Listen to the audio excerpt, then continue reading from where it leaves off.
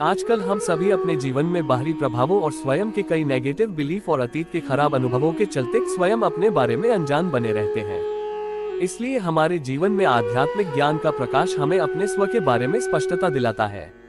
इससे हमें दूसरों के साथ अधिक स्पष्टता से बातचीत करने में मदद मिलती है, वरना हमें अपने स्वयं के बारे में ही पता नहीं होता कि हमारे मन में क्या चल रहा है।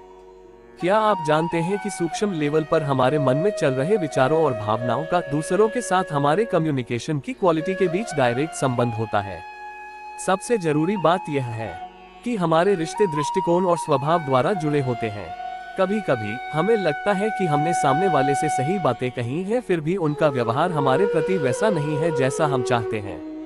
ऐसे समय में हमें उस व्यक्ति के प्रति अपने दृष्टिकोण और अपनी उनके प्रति दृष्टि को चेक करने की जरूरत है।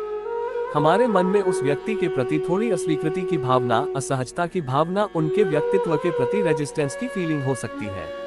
और हो सकता है कि हम में से किसी को भी इसका एहसास भी नहीं हो, लेकिन उनके प्रति हमारी नकारात्मक भावना उस व्यक्ति को वही वाइब्रेशन देगी। उन्हें हमसे वह स्वीकृति या सम्मान नहीं मिल रहा है जो उन्हें मिलना चाहिए। सूक्ष्म लेवल पर भले ही बाहरी तौर पर हम उन्हें कितना भी सम्मान क्यों न दे रहे हों, हमारी ओर से उनके लिए स्वीकृति और सम्मान की यह सूक्ष्म कमी उन्हें हमारे विचारों को क्लियरली सुनने की उनकी क्षमता और उनके व्यवहार को प्रभावित करती है।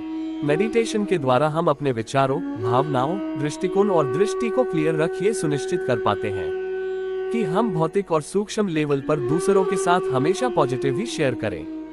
तब हमारे लिए दूसरों से जुड़ना और दूसरों के लिए हमसे सकारात्मक तरीके से जुड़ना बहुत आसान हो जाता है, और ऐसा करने से हमारा कम्युनिकेशन स्वच्छ और सुंदर हो जाता है। आध्यात्मिकता की शक्ति से नकारात्मक परिस्थितियों को कैसे पार करें? हम अपने जीवन में आने वाली हर परिस्थिति को अपनी अवेयरनेस को प्रभावित किए बिना ही दूर कर सकते हैं। जैसे कि दुनिया में कहावत है कि परिस्थितियों को हंस कर सहन करो और उनके दबाव में मत आओ। हम सभी जानते हैं कि परिस्थितियों का दबाव हमारे मन पर नकारात्मक प्रभाव डालता है और हमारी सोच को इस हद तक प्रभावित करता है कि हमें अपने मन और विचारों को उस परिस्थिति से हटाने में मुश्किल होती है।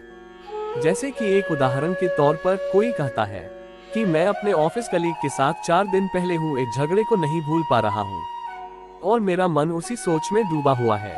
या फिर कोई दूसरा व्यक्ति कह सकता है कि आज अपने किसी करीबी रिश्तेदार की मृत्यु की बुरी खबर सुनकर मैं बहुत उदास हूँ।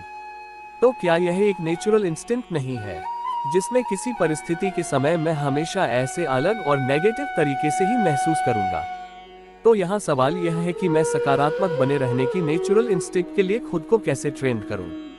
तो ये हमारे जीवन में आने वाली कठिन परिस्थितियों के समय स्टेबिलिटी का अभ्यास करने से समय और अनुभव के साथ साथ बढ़ता जाएगा। इसको ऐसे भी समझ सकते हैं कि मन का स्थिर न होना बिना पतवार के उस जहाज की तरह है जो दिशाहीन होकर अशांत समुद्र में डूब सकता है। उसी प्रकार आध्यात्मिक शक्ति की पतवार हमें नकारात्मक परिस्थितियों को भी आसानी से पार करने में सक्षम बनाएगी। ये सिर्फ कहने के बारे में नहीं है कि मैं शक्तिशाली हूँ और फिर नकारात्मक सोच के साथ वही गलतियां दोहराता रहूं। इसलिए जब तक मेडिटेशन के अभ्यास द्वारा हम अपनी आत्मा को शक्तिशाली नहीं बनाते हैं, तब तक हम कभी भी सकारात्मक सोच रखने वाले व्यक्ति नहीं बन पाएंगे, भले ही हम सकारात्मक बनने और नकारात्मकता से दूर रहने के लिए कितने भी दृढ़ संकल्पित क्यों न हो। हमारे मन की शक्ति हमारे अंदर विश्वास, धैर्य, दृढ़ संकल्प, सहनशीलता और स्थिरता के सकारात्मक संस्कार भी पैदा करेगी, जो किसी भी कठिन परिस्थिति के समय हमारी मदद करेंगे, जिसके परिणामस्वरूप हम नकारात्मक परिस्थितियों को हल्केपन और सहजता से पार कर सकेंगे।